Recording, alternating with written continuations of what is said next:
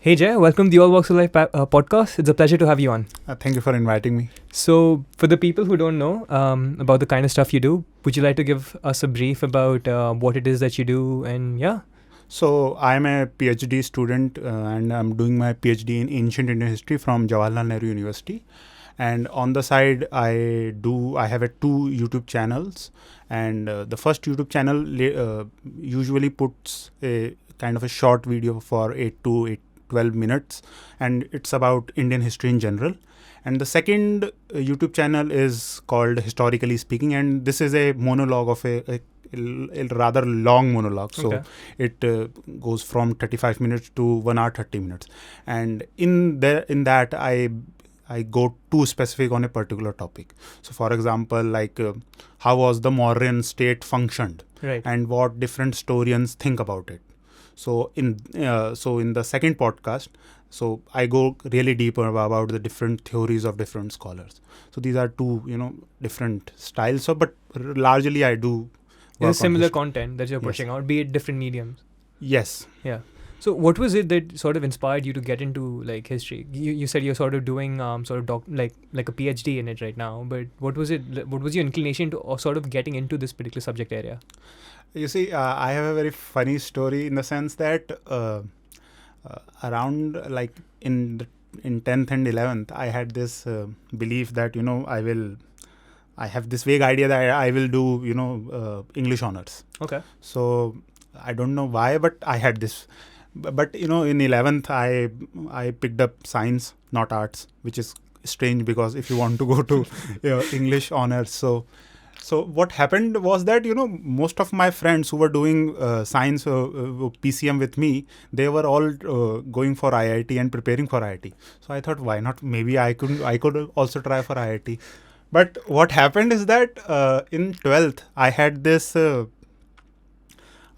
one thing was already clear to me that I will do a gap year. Okay. And there I will prepare for IIT. 12वीं में मेरे को कुछ नहीं करना. 12वीं में I will do whatever I feel like. And what happened by the second half of my 12th is that I got really interested in YouTube. So I used to watch, if you remember, these were the early days of blogging, and there were people like Fun for Louis, Ben Brown, Mr. Ben Brown. So these British vloggers used to vlog. So I used to watch their content. And secondly, I really got really into anime. Okay. So these two things really messed up my 12th. I didn't get any good marks. So then I did gap year. And in the gap year, what happened, was my father had bought a DSLR for his personal business use, but there was not any use for it. So I started using it, and I got really deep into photography. Okay. And along with photography, I got deep into movies. So I had this, ki I will do photography. So in the end, what happened was, the funny story is, when I was in my 12th, so I did my, so I gave my JEE mains, so not mains. Earlier it was called prelims. Right. Yeah. Or pre. So I got like 36 out of 360. Then after doing a gap year and preparing for JEE, I got 33. So in what was my whole day used to look like? I used to watch 3 to 4 movies. Right. And around 3 or 4 p.m. I used to go out in Delhi. And I used to go shoot, do photographs from like say old Delhi. Yeah. So different. So this was my whole, but I am really glad that my, parents were not really that, they had this belief that कि कुछ कर लेगा. भले अब लग नहीं रहा, लेकिन हमको लगता है पढ़ता है, रात में पढ़ता होगा. But I used to watch movies. So, what happened was I didn't get any good marks, but I was able to get into a good college. So I was just about to apply. So my father, father said that you wanted to go into IIT, but you didn't get. So if you do not feel like doing engineering, you don't have to. Which I was like, हाँ बात तो सही है, मेरे को तो करनी नहीं थी. So he said, why don't you fill a form of DU and do basically just do BA and then decide whatever you want to do. If you want to go for prelims, you can go UPSC. You can go for UPSC. So I did my filled my form for DU. And what happened was, I didn't have good marks to go into, proper North Campus colleges. So I had 3 or 4 colleges from South Campus which I could go, but so I couldn't do BA honors, or if I were to do BA honors, I had this idea that I will do political science. Okay. So there was no that I will do history. Yeah. So what happened? So since I do not have any good marks, so I decided to do BA program. Now in BA program you have to do 2 core subject. Right. So, and interestingly, what happened was there are 2 colleges which I had. First was Zakir Hussain, which is in New Delhi, and then there was this PGDAV evening, not morning, evening. So there is a big gap there. So those who are from DU would know. So the good thing about PGDAV evening was they didn't care about attendance. So I wanted that. और Zakir Hussain में था कि if you 1 हफ्ते तक नहीं आया तो they will call your parents. Oh, okay. Or you will not allowed to sit in the exam. So ये सब था. मैं कहा I didn't care about the college which I wanted, I was going to get into. So मैं कहा कोई नहीं, evening लेते हैं. So I did. So I entered the college, and what happened was for the first 2 years I had this that कि I will prepare for FTII and then I will go to FTII. But last, in the 3rd year, what happened was... What is FTII? Just in case people aren't aware of this particular Film and Television Institute the film of school. Yeah. Pune. Right. So I had this, कि director बनना है. I wanted to make films. Auteur. Auteur बनना है. Auteur होता है ना वो जो director, मतलब जैसे कोई great novelist हो गया, तो for a great director generally that's the term that's used, like an auteur. Oh, I didn't know that. So that's like a visionary director or something of that sort. Okay. So I had this, कि director बनना, I will prepare for FTII. But 2nd year में मेरे को I don't know why, but I didn't saw the seats which they had. Okay. So they had this only 5 seats. और फिर my parents were not aware that I wanted to become a director. And I think to fill the examination form, the fees was like 8 or 9,000. Okay. So I was like, भाई, I have to ask for money for my parents, और या तो दोस्तों से मांगो. लेकिन फिर then I was like कि I'm not sure what I want to do. और interestingly, I didn't mention that, but जब BA program का भरने गए तो in the college, I was clear that I will do political science. All right. लेकिन political के science के साथ क्या करना I was not clear. And it was like maths लेनी नहीं थी. Computer science, there is no point studying computer science in a DU college, especially evening. So I was like कि history बची है, history ले लेते हैं. और history में interest था, but it was not that कि it would be my career. Right. So lately, but by the 2nd year I was not interested in, or I didn't think that I would make into FTII, or I was not as passionate about FTII कि अगर मान लो नहीं मिला, so if I have to do struggle, so I was not कि it is my hobby, but it's not something that you think you make a career out of it as of yet. Yes, कि मतलब I want it to become my career. Right. So ये clarity मेरे को 2nd year में आ गई, and I'm very grateful for that कि दे रहा है दुरुस्त है लेकिन आ गया.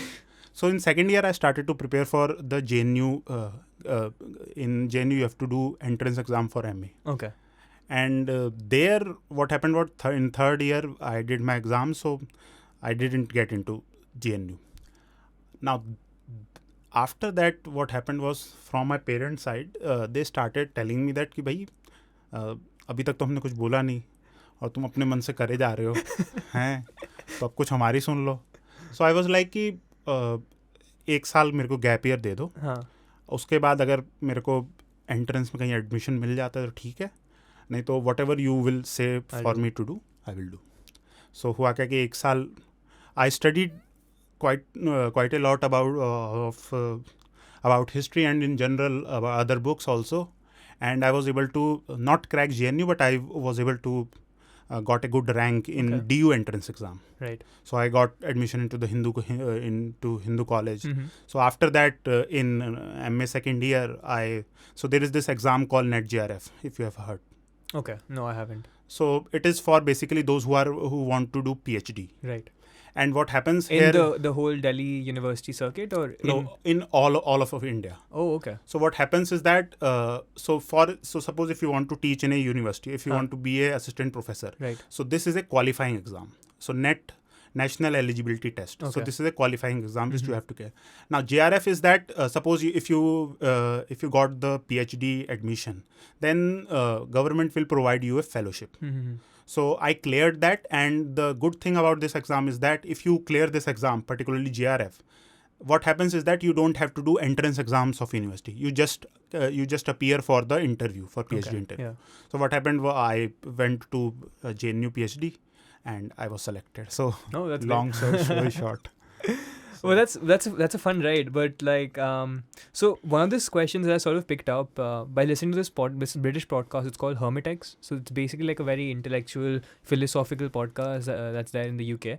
And one of the questions that they generally ask its guests, and I quite liked it, so I have generally started doing it nowadays, is that if you were given, so it's a thought experiment basically, if you could be a fly on the wall and listen into a conversation of 3 individuals who've really inspired you, who would those be? Now, these individuals could be people from the past, the present, or these could be fictional characters as well. So people you've read in literature or something of that sort.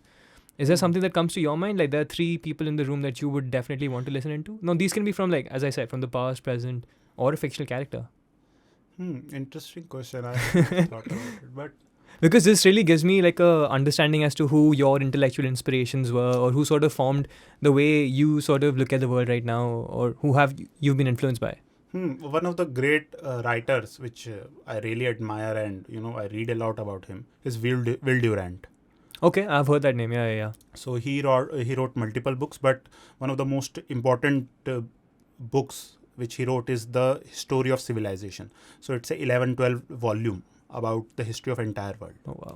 And the good thing about this huge work is that the kind of prose which he uses is like really marvelous. Then another fellow is also from history, is Edward Gibbons. Okay. So Gibbons wrote his the fall of Roman Empire, I think. Okay. People will laugh at I can't remember the name of the but it is about the Roman Empire and how it fell. So these two writers are known for their brilliant prose.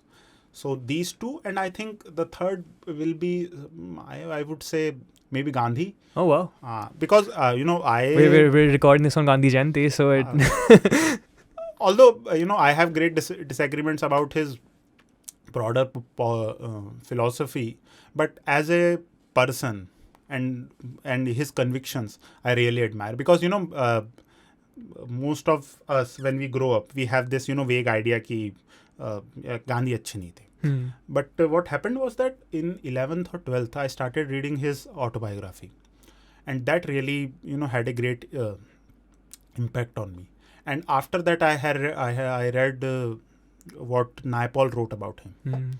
So that his autobiography and the way Naipaul described him really shaped my view of how Gandhi functioned. Yeah. So these two I think maybe. That's great, because I think that's something we have in mutual, because I really admire and respect Mahatma Gandhi as well. But no, I'm really interested. So what do you think the conversation would be like between these two sort of historians and Mahatma Gandhi? What do you think they would be what do you think they'll be delving into? Would the historians be poking Mahatma Gandhi as to what he should have done, or any improvements in sort of the non-alignment movement? Or what do you think the conversation would be like? I think if you read Will Durant's work, and I haven't read Gibbons, so Will Durant has this idea that at the start of a culture, the culture is much more, oriented towards faith. And as culture evolves, it prospers, philosophy takes over, and philosophy leads to its downfall. So he has this whole, point of view. But I think Will Durant will say what Gandhi has to say about this, because I think Gibbons, although I haven't read it, but he also has this broad idea of that at the start you have much more vigor. People are much more direct. They don't they don't talk, they act. But later, people get refined. Then there are degeneration that happens. So maybe he would ask, how would you say that the decline of the Indian civilization and later the colonization of India? Do you think this philosophy applies to India? Right. Maybe. That's really interesting. But do you think that would be the case, or do you think it would still be stuck in that whole aspect of religiosity and how we still clung on to faith so closely, which India is such a religious country as far as I understand it, at least? Yes, religion, particularly, Durant has this idea that it is the elites shape a society. And he argues that at the start, the elites are also faith, have faith and are religious.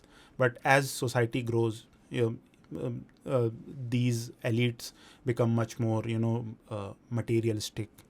So maybe I think just in the case of India particularly, I don't think our elites are that philosophical, religious. Although the masses are.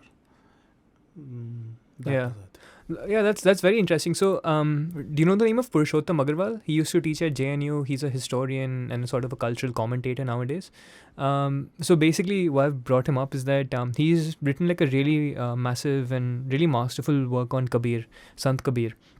And he basically argues in many of his works is that, so many historians have this particular understanding, and you'd know better than I do, that when the British came to India, they sort of got like a medieval India, and it was them who sort of industrialized it and who sort of brought all these sort of enlightenment or all these sort of works that happened in India. He sort of takes a very different outlook of how things were. He says that there was already an enlightened movement that was started in India, because he's done a lot of work in the Bhakti literature and with the Bhakti poets, with Raidas, with what's his name, I forget, with Kabir, and among others. And he said that there was slowly, India was moving, it wasn't really a medieval period, but an early modern period. So for the understanding, many of the historians have that the British actually got like a medieval India when they actually came here. Is actually very flawed. And what he says is that if it wasn't that the British didn't come and it was left alone for an India to develop organically, perhaps the industrialization and those sort of things that came with the British would have come naturally in the Indian subcontinent itself. So, can you expand on how he describes enlightenment? So see, again, I'm not in the history sphere, so I don't really know how Purushottam Agrawal describes it. I'm guessing it's with aspects such as like a move away from religiosity towards things which are more, I don't know, materialistic, or things in the sphere of I don't know, industrialization and those kind of things. But to be honest, I'm not really sure how he's used it, but that was one of the terms he did use. I don't think I agree with it, right, because there is this whole tradition of Enlightenment Reformation that went with the modernization of Europe. So although we have also the case of Meiji Restoration in Japan, but their situation was completely different from India, because what you see is that in the 18th century you do not have a single quote unquote political power in the Indian subcontinent. You have multiple powers that are fighting with each other. There are multiple alliances. So how, first of all, you have to have a political power that could achieve supremacy over the entire subcontinent, or at least to a major chunk.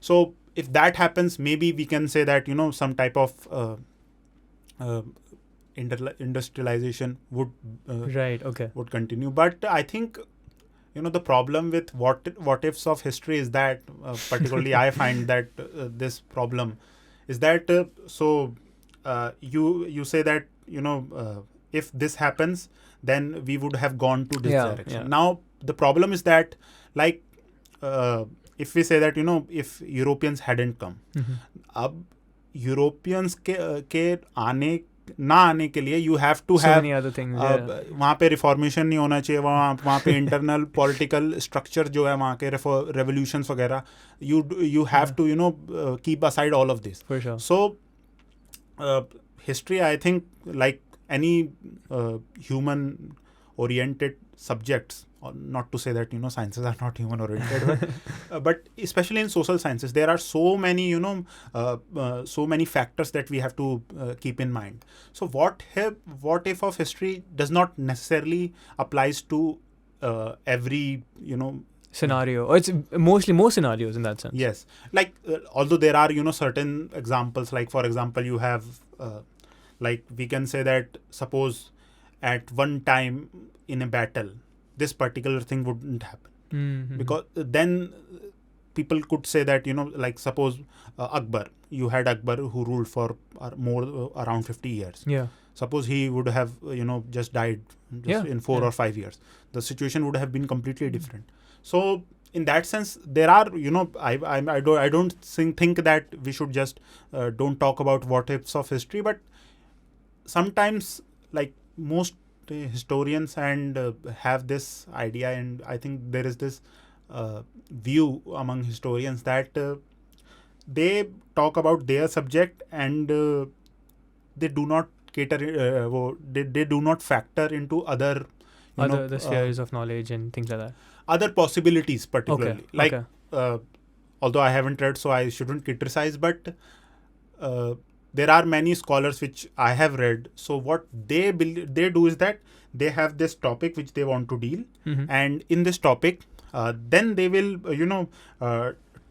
make theories, but they would not factor into other consideration that could affect these theories. So in that way, sometimes we have to, as a historian, or not as a historian, but also as readers, we have to also think about like if this historian, if suppose he is making a particular point, whether his point could be applied to other scenarios as well. Generalized statements are good, but you have to keep into account that they are generalized statement. So in that way, I think one should. That makes sense, but so this sort of leads me on to my next question. I totally understand like the sort of take that most historians have, that we can't really play what ifs and things like that.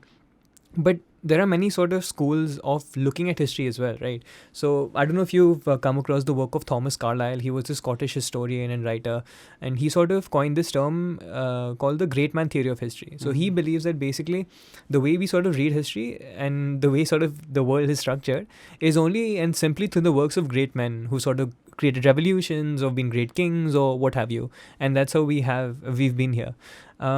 I mean, I understand. I really like Carlyle's work, but he is problematic in many other areas as well. But then there are other sort of ways of looking at history as well. Like there's like the Marxist lens of looking at history. There's a postmodern lens of looking at history. Or if you're talking more close to India, there's an imperialist way of looking at history, or there's like a nationalist way of looking at history, right? So even when we're talking about these lenses, these are looking at certain areas of what happened and then sort of ignoring or not putting as much emphasis on the others. So if you look at the nationalist bent, that's there. But people perhaps in the leftist oriented India say that the other aspects weren't looked into with as much consideration, let's say.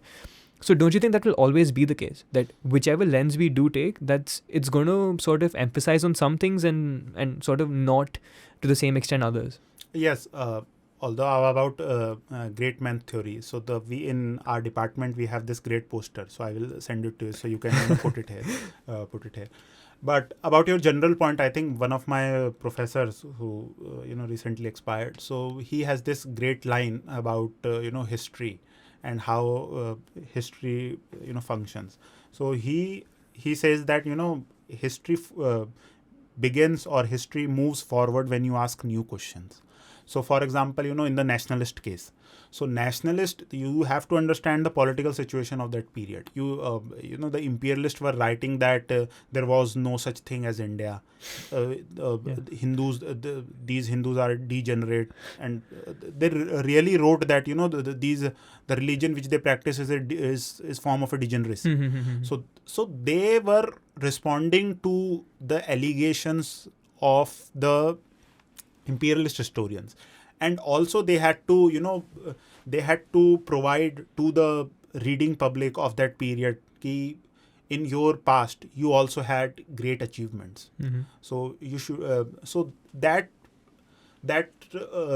idea of to to be more confident, you have to have some some respect for your culture. So for that, like if you read that your culture was bad, what you practice is a form of degeneracy, you will get to what can pretty disheartened, pretty like you want to do something about it, like yes, no, also demoralized is I think the the right word. so you have to bring in to nurture confidence into the masses, especially keeping in mind that this was the time when nationalist movement was rising.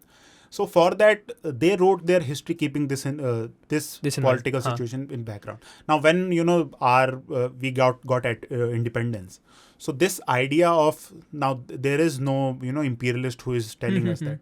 So then we have Marxist historians who began to look at the question of economy and how economy affects certain like for them economy plays a major role in how history moves forward. So then there is this Marxist phase of historical writing, and after that we have like now we have post-colonial historians and also subaltern historians. So in that way, I think the saying of my professor is quite interesting. That like in recently we find that a new kind of history are being written. So whenever you ask new questions, you will your answer will also change. Right. Like for the national historian, they asked a particular questions and they got answers regarding that particular question. And right now, like if you are asking completely different questions or a slightly different question, so you will get answers according to that. Fair enough. So, but don't you think so? My particular thing is that, and in that sense, I think you would agree, right? So basically, whenever we are looking through any of these lenses or through as a general individual as well, we always have our biases, and however much we may want to sort of put them to the backside, they will always sort of show up in our work, consciously or subconsciously. And that's just the same in history writing as well. So if you're more intellectually drawn towards a certain school of thought, be it Marxist, be it nationalist, whatever, that'll just be how your history writing or your sort of historiography comes out, right? However much you may want to sort of keep it to the keep like sort of shun away from it and be more objective about your work. Recently we had a seminar, so we discussed about this question. So I think true we have biases, but I think there are two things. Like on the one hand, you can say that I have biases and I will not try to curb my biases. Fair enough. And I will not try to be objective, because since I have biases, there is no point trying to be objective because I could not be objective. And on the other hand, I believe that I have biases, and I also believe that there is an objective truth. Although I cannot, I can never reach that objective truth, but I will try to be as close to it. So in that way, I will try to curb my biases as much as I can. And also, I think people would say that it is quite naive, but I think being honest when you write history, and not only in history but in other aspects as well, sometimes can help to to lessen your biases, which I think, like especially in the post-colonial context, their whole view is that there is no objective truth. For you, you have your own truth. I have my own truth. Yeah, the postmodernist way of looking at the world. Did I say colonialist? Okay, postmodern. Postmodernist. Right? Yeah. Okay, so I think that really not really solves your question. Like, so why should we study history then? Yeah. जब तुमको अपना ही लिखना है, I will write my own stupid thing. Then ठीक है, आप अपना लिखो, डिपार्टमेंट बंद कर देते हैं, सब अपने घर में बैठ के हिस्ट्री लिखेंगे, जो आजकल हो ही रहा है. हाँ, there is no objective truth. Then why pursue that in your history department? सरकार का पैसा ही बचा, वैसे भी social sciences की वैल्यू नहीं है. तो so I don't really buy into this idea that there is no objective truth. But I do think that when we cannot write completely objective history, but I think we should always make the attempt towards that. Yes, at least be more honest and objective as much as possible. That's right. So there's another question that springs to my mind, and you were talking about the whole post-colonial phase, not the post-modern, the post-colonial phase. So when say the Indian government was just established and the Congress came into power and things like that. So we had this imperial school of writing, and then many of the people in the right wing nowadays say that, okay, first we have this imperialist way of looking at history, so what the British taught us and how the British looked at us and all this kind of stuff. But then they say that after that, when India did get independence, it sort of became infiltrated by this whole Marxist and leftist school of thought, and that's predominantly how we're looking at history till date as well. So they're like, okay, we moved away from the imperialist camp, but we're now in this Marxist camp. And they say that there hasn't been a fair share that's been given towards, let's say, so I don't know if you've come across this term. There's this new phrase that's been coined by this person called Jesai Deepak. He's saying there's this new era which is coming, what's called the Indic Renaissance, where perhaps the Indic thought should be given more value, or should at least be given share in the sort of history departments or the people who do write history. Do you agree with that, or do you think it's all sort of a way to sort of propagate the propaganda and things like that? Firstly, although even Marxists and nationalist historians did not really agree agree in the point of imperialist historian, but I do have great respect for the imperialist historians. For example, James Prinsep, if you read about his life and the kind of dedication he showed, that really inspires me. And also, they had their own views, and these were they were not kind to our history, but they were objective in the sense that they did put effort and great effort on discovering ancient Indian history particularly. And like, you would be surprised that most of the, for example, there is this body of work which is called Corpus Indicarum, which is basically is that most of these inscriptions which we have, so they have compiled these inscriptions and translated these inscriptions.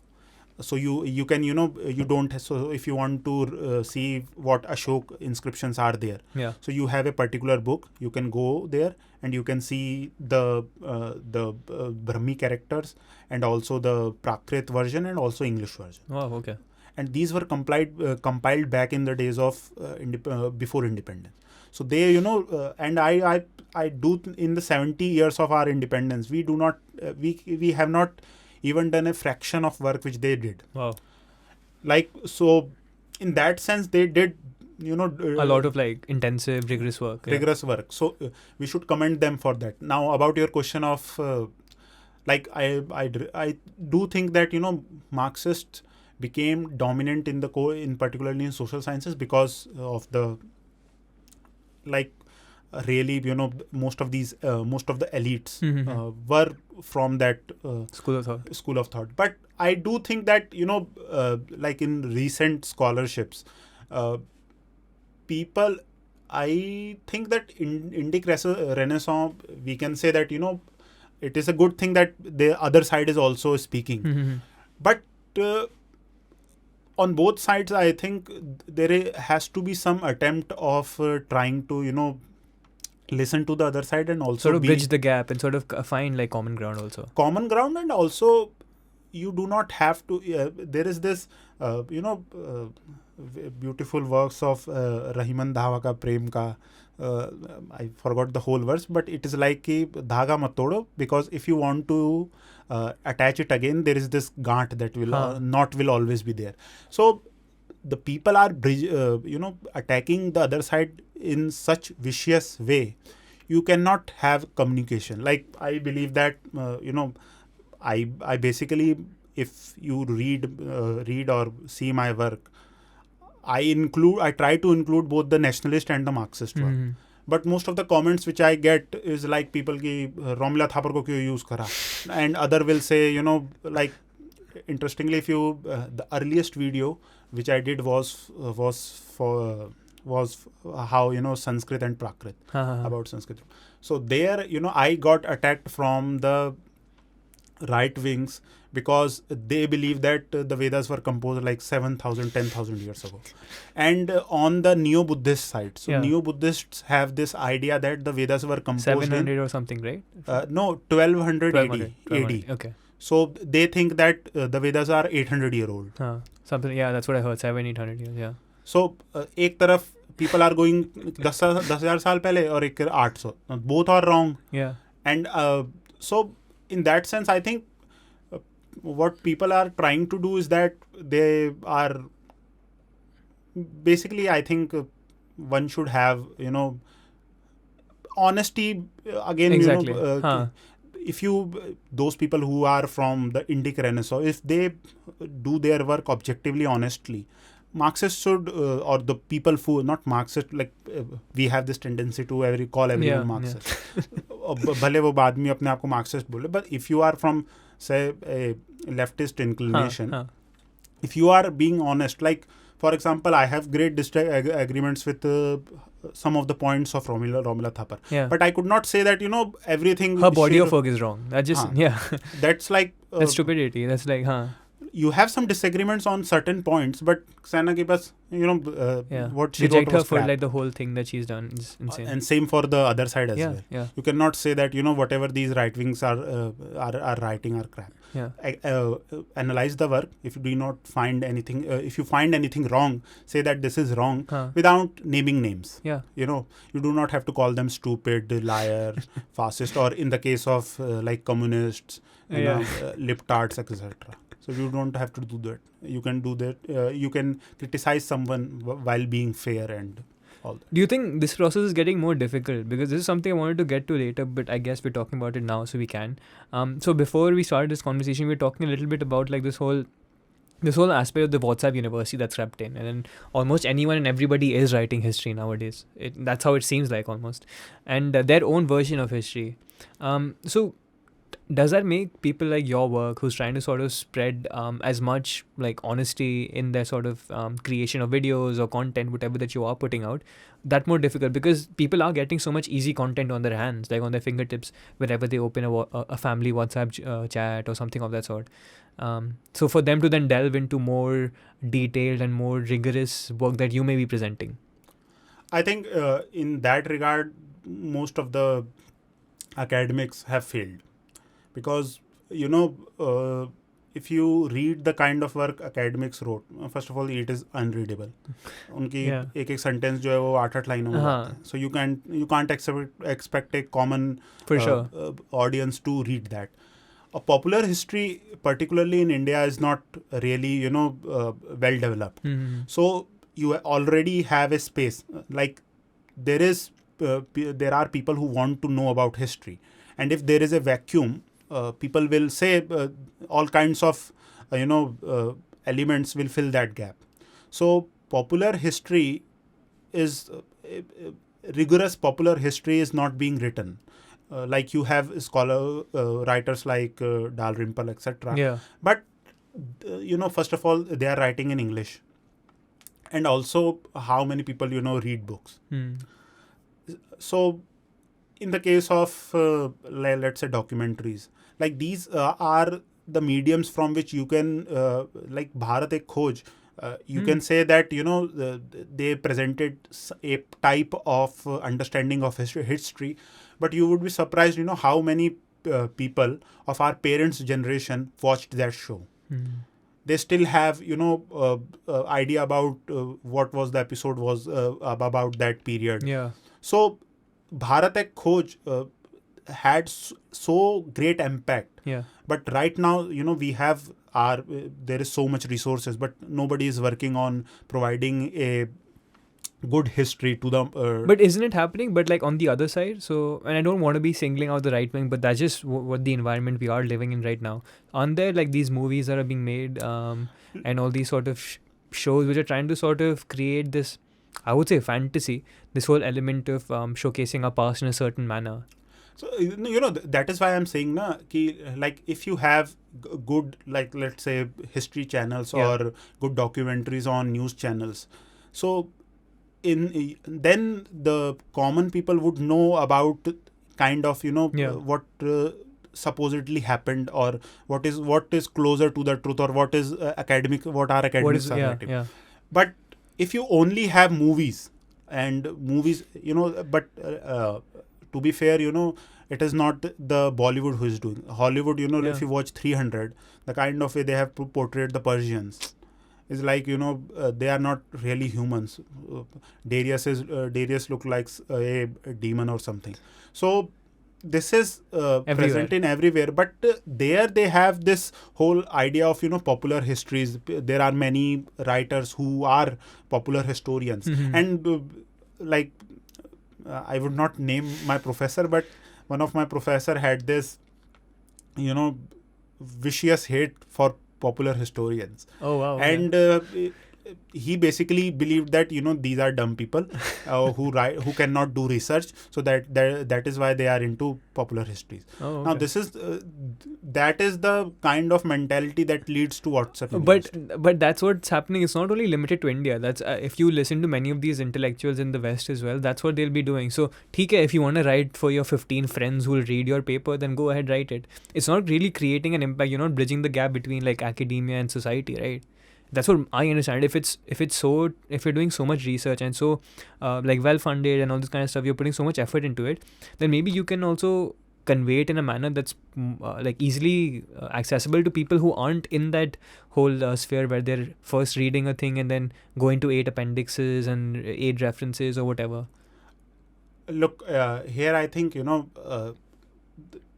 academics, the kind of writings which academics do, is important because of the particular. No, for sure it is. But like I'm saying, there should also be people who are like doing both kind of things. No, I think yes, that is also important. But I think what is more important is that on the one hand you have academics who are producing real research. Okay. And on the other hand you have common people who cannot read what these guys are producing. So there should be someone in the middle who can bridge that gap. Yeah. And this can only be bridged by, I think, in popular historians can do that. So I think if you have, there is this documentary on Indian history called The Story of India by Michael Woods. Okay. So this first aired in, I think, in 2008-2009 in Discovery in Hindi. Mm-hmm. So most people who used to watch Discovery would have seen that documentary. So I think if these kind of work, is more prevalent, we would get this WhatsApp University will fade away because, and also I think people would say that I forgot my point. No, it's fair. But that's the thing. I think this will always be the case. Have you heard the name of Anand Patwardhan? He's a documentary filmmaker, and he's been making so many documentaries. And if you look at if you see all his films since independence and how he's portrayed India, and as compared to all the governments that's been there and what the national consensus has been and what they've sort of put forward through Doordarshan or their sort of other programs, it's just a totally different perspective of how you look at India. It's almost like saying the imperialist versus the nationalist way of writing history. And still, like, Anand Patwardhan isn't as well known in the circles. It's like, sure, people who are interested in this sphere would know this person and then they'd watch his content. But it's not like he's talked about in the same landscape of like popular historians or popular filmmakers or something of that sort. I think this was also because of the fact that he was writing he was producing his work in an era which was not very conducive to. But even now his films like Ram Ke Naam or the recent films that he's made, Reason. I think in that sense we can say that. That's what I'm saying, right? Like, so this whole term, I don't know if it's a Marxist, like Marx put it first or someone else, like there's art for the classes and there's art for the masses. And that's always going to be the case, maybe as far as I understand it. And the way we sort of have to navigate is to make like art that is good. So it's sort of also, is also intellectual enough for the classes, but is still sort of commercial enough for the masses. There is this great... I will paraphrase it, but there was this interview of who was the director, Dibakar Banerjee. Okay. Dibakar Banerjee. So which film was this?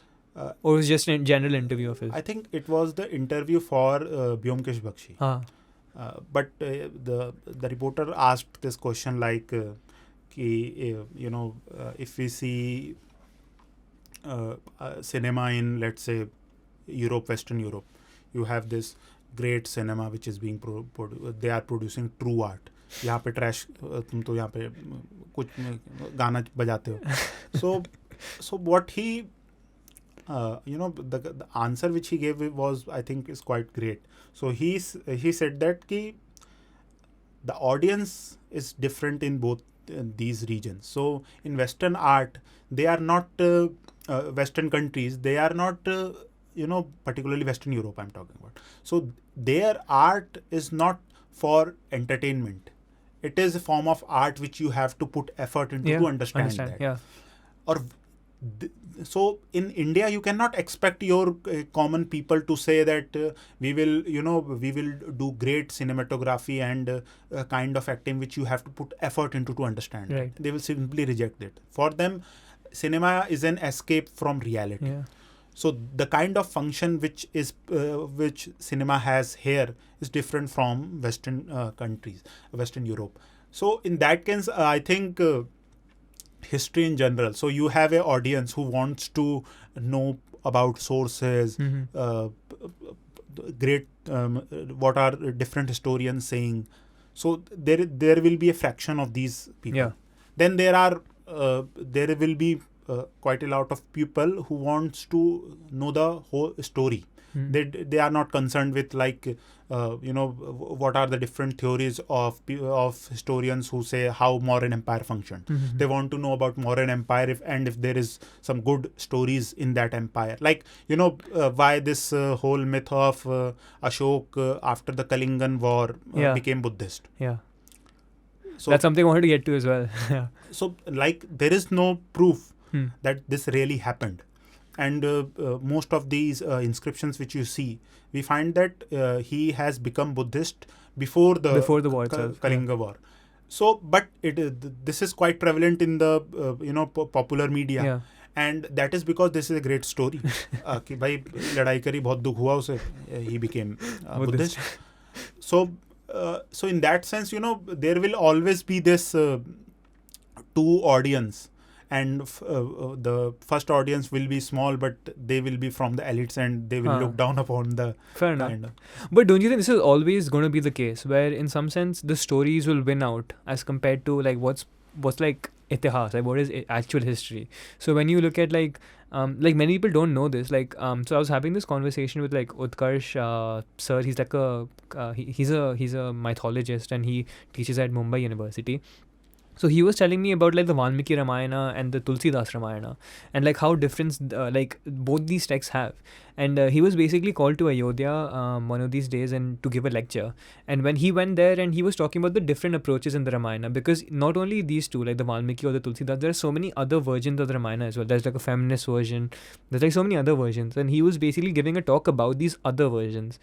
And then there were people who came up, stood from the audience and was but why aren't you talking about Tulsidas' Ramayana? That's the Ramayana we know, and this, that, whatever. But he's that story you've heard of so many times. That's a book everyone has at home. So I'm talking about these Ramayanas because this perspective isn't talked about in the popular landscape as much.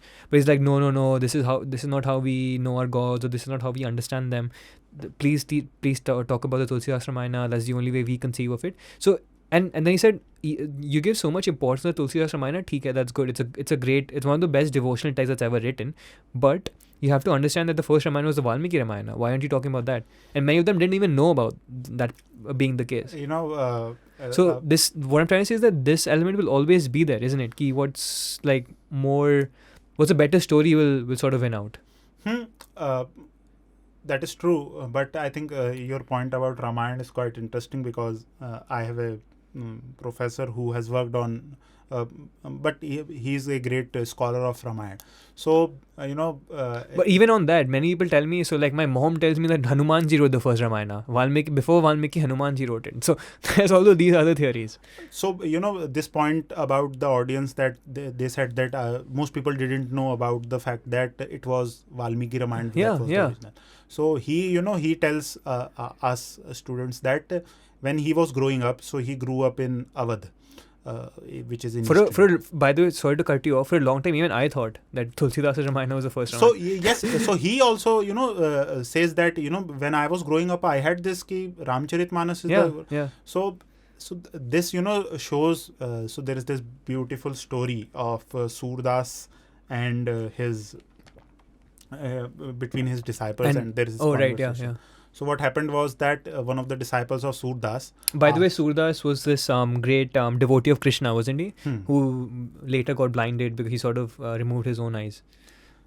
I don't know about that. Oh, you don't know about this story? No, I know that he was blind, but I'm not sure. He took his own eyes. So he basically, I don't remember the specifics of it, but he poked himself in both his eyes. There's another big story behind that also, but go on. So he was talking to his disciples. So one of his disciples asked who writes great poems. So he without any hesitation said, I write great poems. Nobody writes better than me. So by the way, Tulsidas and Surdas were contemporary. Oh, okay. So keep this in mind. So people, most of these disciples became quite hesitant for the first time. So then they said ki Swamiji, what about Tulsidas? He also writes great poem. So he so Surdas says that he do not write poems, he write mantras.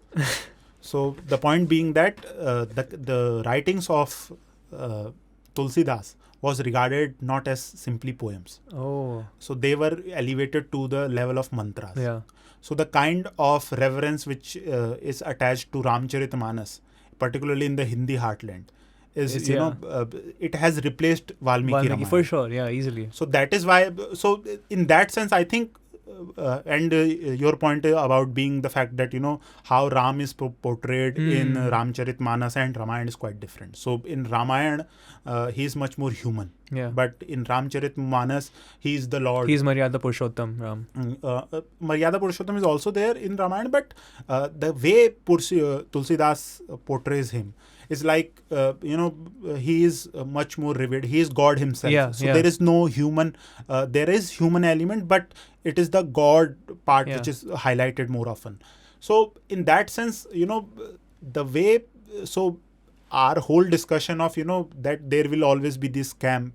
Like what Tulsidas, in my view, did was that the broad idea of Ramcharitmanas, Ramayana, was portrayed in Ramcharitmanas, but he also added some other bits to appeal for the masses.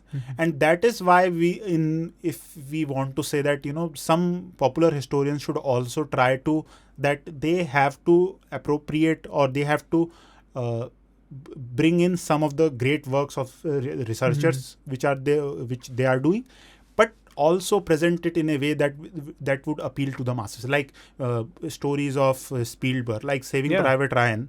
If you will watch with like any common people, he will also enjoy it.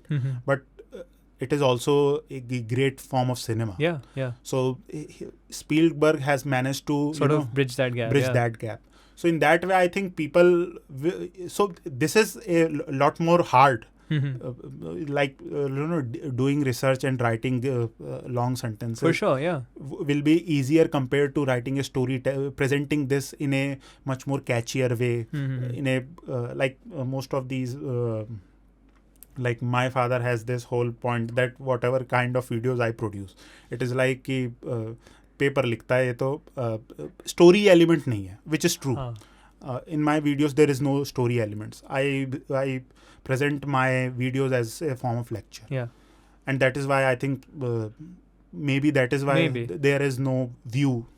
No, I fully agree that there is no storytelling in my view in my videos, but I think I could say that it is quite harder and it will take time for me to, because there is this channel called Lindy Beige. Okay. So if you listen to him, so he talks about a particular Roman battle for I think more than 1 hour. Oh wow! But the way he presents the battle, you will not be able to put your headphone down.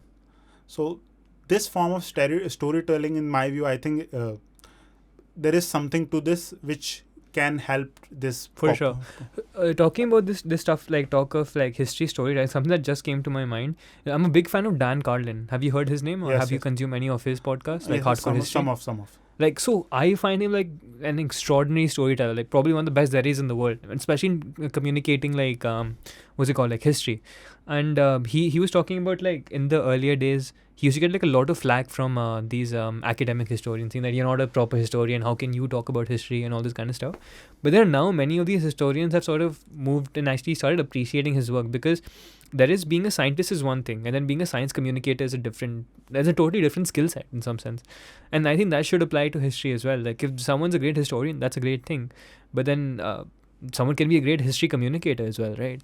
And yeah, I was just going to ask you, so what do you think of him? Like that's another example, right? Like someone who's doing like, and I saw he's doing like 6-7 hours. Some of his podcasts are like 5-6 hours, so it's like really long as well. It's not like I don't know, 5 minutes or something of that. So it's like deep and delved, but still really entertaining and really sort of like gripping. Yes. So about I Dan was Carlin. about to mention Dan Carlin as well.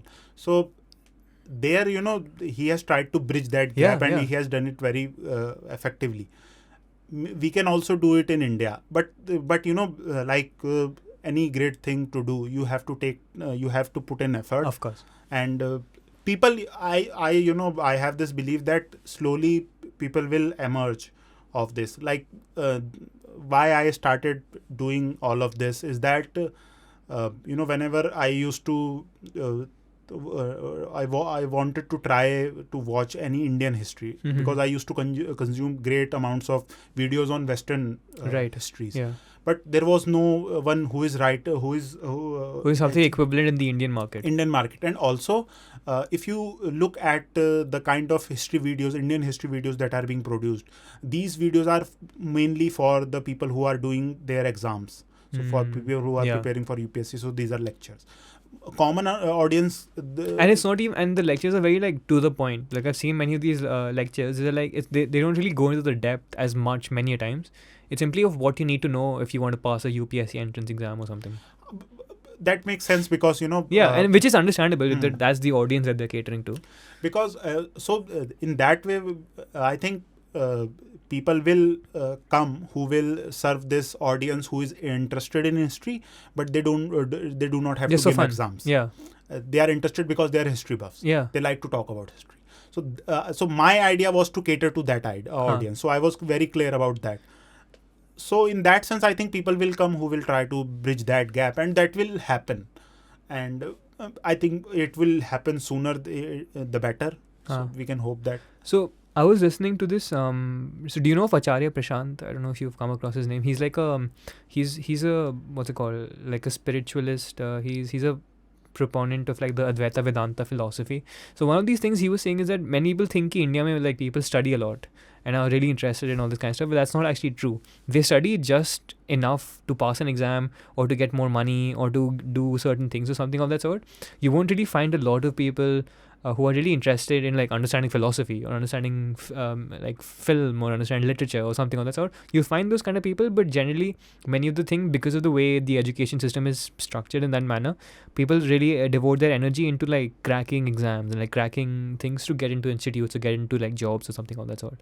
So I think that maybe that's what it is, and it'll still take a little bit more time for us to navigate that area where people who'll just be coming to watch your content because they're interested in that. I think about the point of people are just studying for to clear exams. This is natural because ours is a poor country, and there are limited opportunities.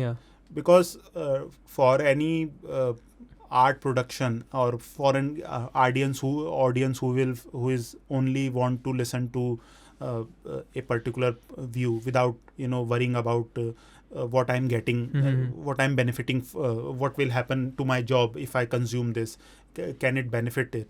So in that sense, you have to have a leisure class. So this leisure class is very tiny in the Indian case.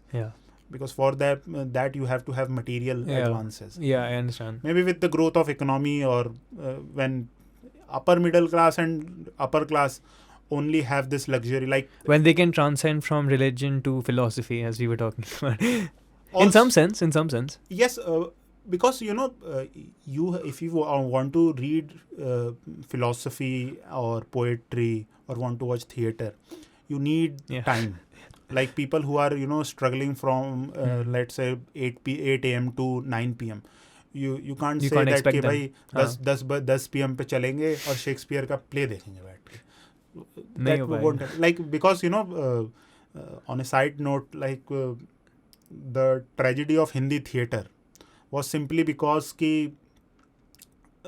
this is my take on this, but people who were producing the Hindi theatre, they had the understanding of the elites. So they started waiting for Godot like plays. वो मेरे समझ में नहीं आता. Like my brother is into theatre, and he appreciates that form because he knows about this. But I'm a common man who wants to have some entertainment. But if I have to put effort into understanding this, and I don't know about this whole Stanislavski and all that, I want to have just entertainment. So if you cater to that audience who have this high art appreciation, but most people who watch Hindi theatre, they are not from that class.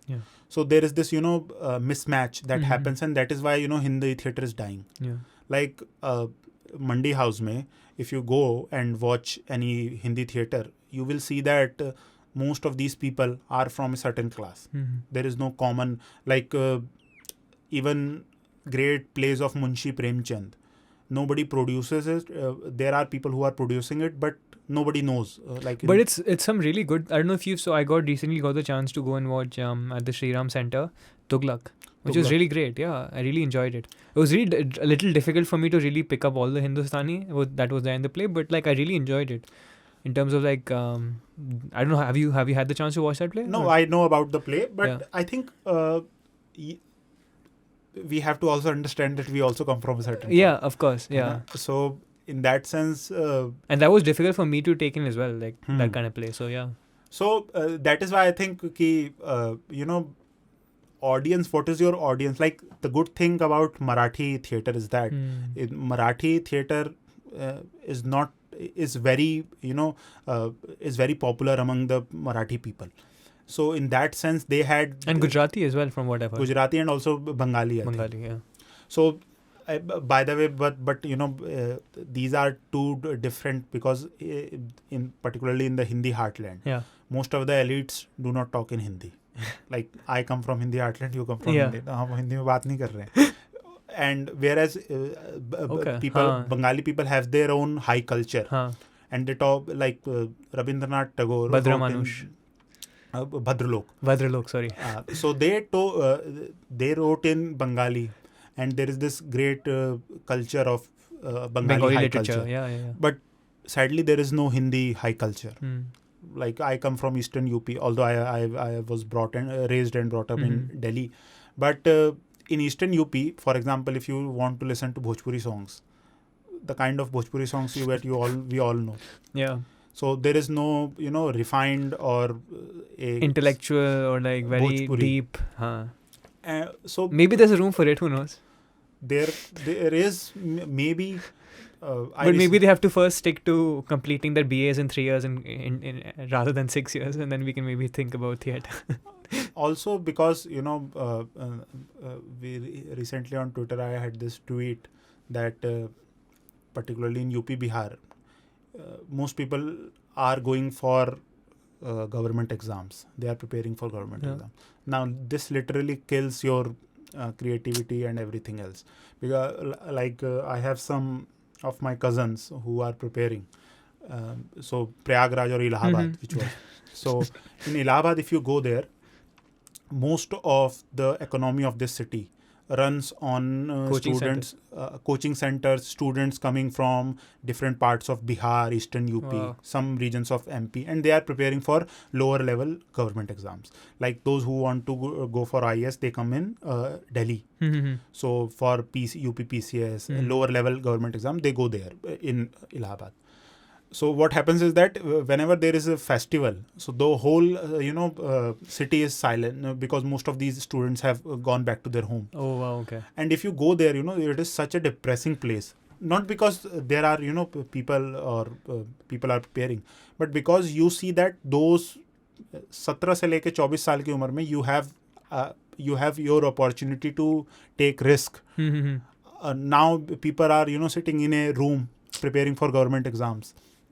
So Yeah. you cannot expect these people to from them to appreciate art or उनके दिमाग में Yeah, एक ही that's चीज़ है. and So that is, I think, the tragedy, and I think I'm optimist. So I think it will improve. yeah, for sure. With the economy opening up and things like that, maybe, who knows. Another thing I really wanted to get to was that you are currently pursuing a PhD at JNU. I've never been to DU and I've never been to JNU as well, but I have friends who are there and things like that. But I've always had this sort of, because of so much that we hear about JNU in the media and otherwise as well. What's it like to sort of be in JNU? Like what's the political environment there? Is it what is it like to just study at JNU? I think it is not different from any other university, but like if you go to JNU, there are posters, and there are interesting posters. You might not agree with the kind of thing that is written on them, but I don't really find I don't have any problem with people expressing their expressing their opinion on posters, or I will say that rather than writing these posters on a wall or just doing graffitis, you can have a particular section where one can have. But apart from this, earlier I had this hate for people who used to go for political parties, and like I had this belief that if you are if you are in a university, you have to pursue you are for Academics. For academics, you want to pursue your studies, but you are not for there to advance your political careers. But now I don't think that is anymore. I don't really have this belief anymore, because I think the good thing about being joining a particular student organization is that for students particularly, you can have the kind of exposure which you get there is really quite interesting, and is very different from, suppose, if you are joining a debate organization. For sure, yeah. But I would say that for those of the listeners who are wanting to go to JNU, or not JNU but also in other universities as well, talk to the students who are from that university rather than believing in the. Of course, that's another thing, yeah. Because JNU, for whatever the kind of bad press it gets, it is still the top university when it comes to social sciences, especially social sciences. So if you are in India and you want to pursue social sciences in your MA and PhD, this is the best which India can offer. Yeah. So keep that in mind. But so what I wanted to ask was that, does that with this whole the student movement and all these kind of things, does that sort of make you want to have certain sort of, does that push you towards a certain ideological bent as a student if you're a part of the JNU campus, or no? You can sort of, what I'm trying to say is that if there's a student who's just come into JNU, seeing the political environment that's there and how politically charged people are, this is just my take from the outside, I don't know what's the actuality from the inside, does that lead them to sort of then have more of an understanding of politics, or be more interested in politics, so that they can sort of, I don't know, be part of more activities or more sort of these movements that are taking place on campus?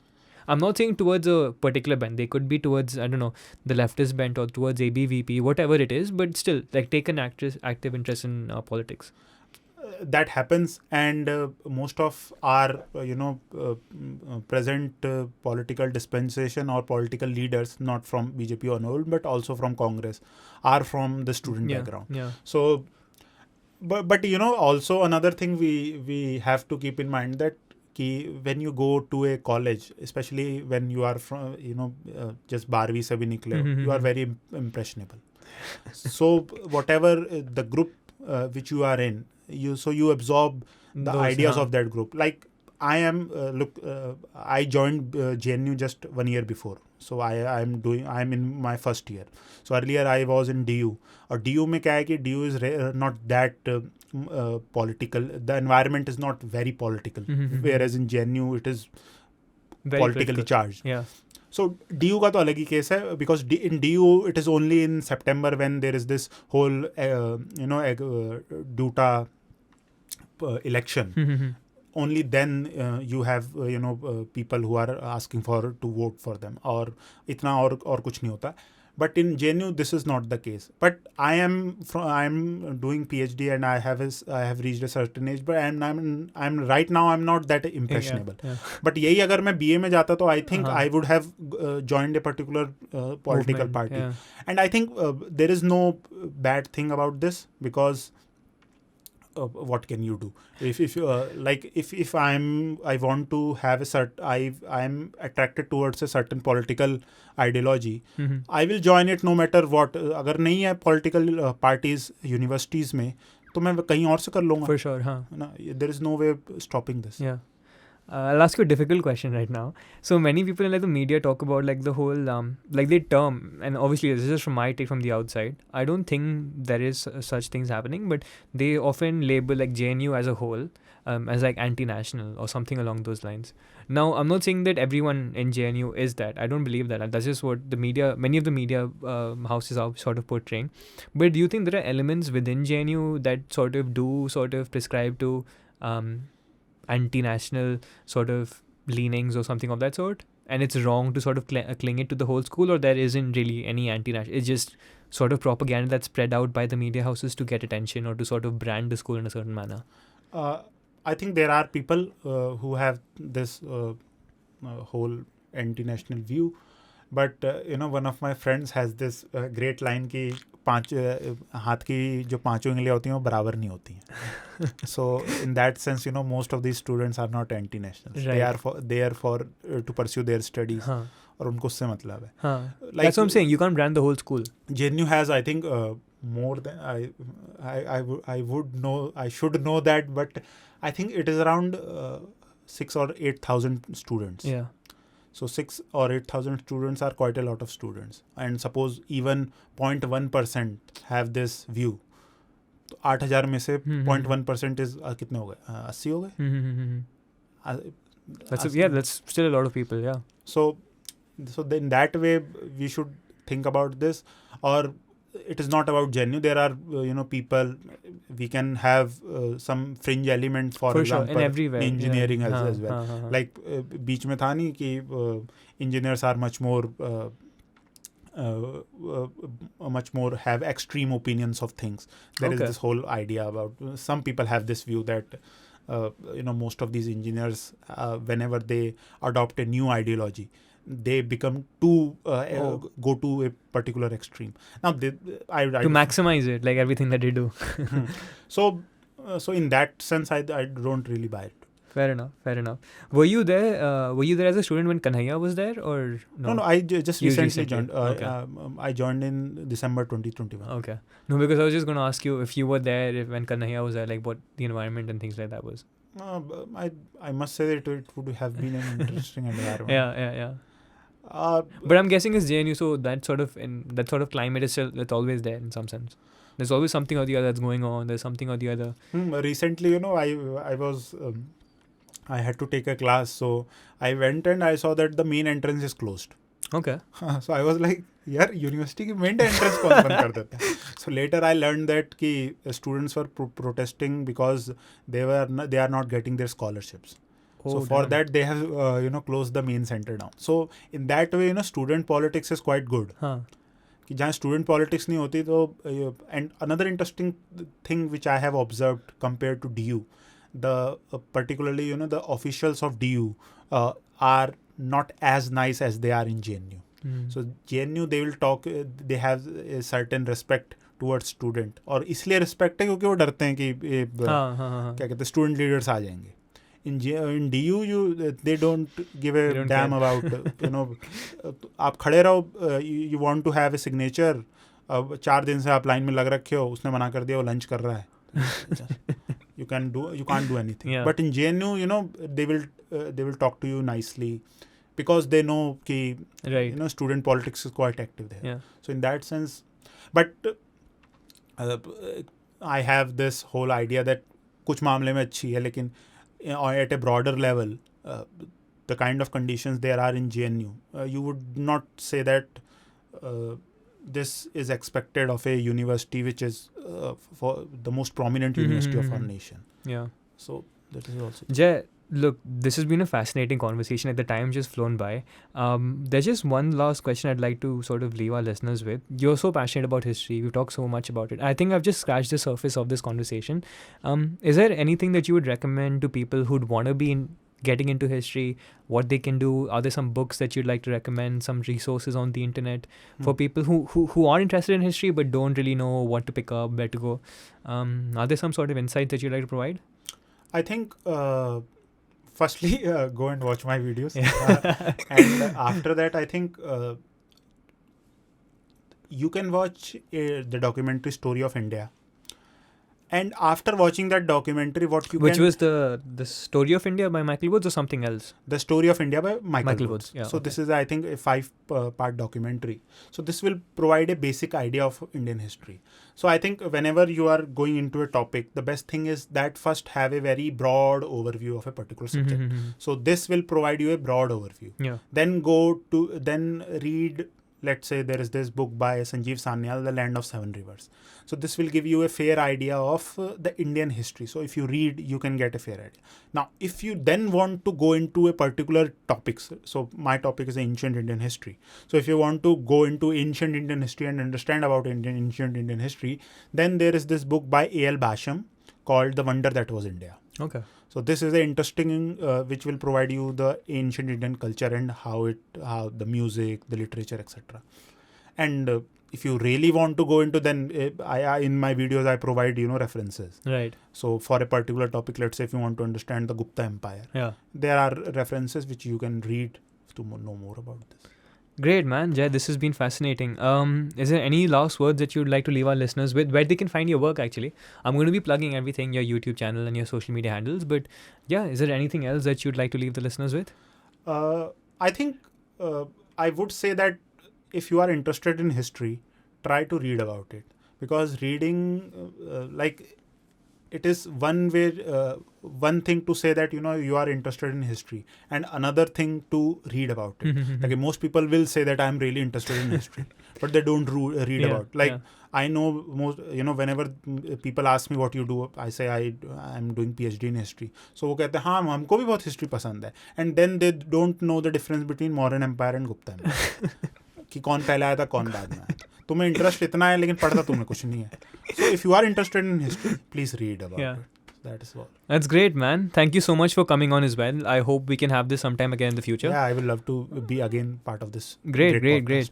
All right, guys. Thank you so much for tuning in. See you guys in the next one. Bye.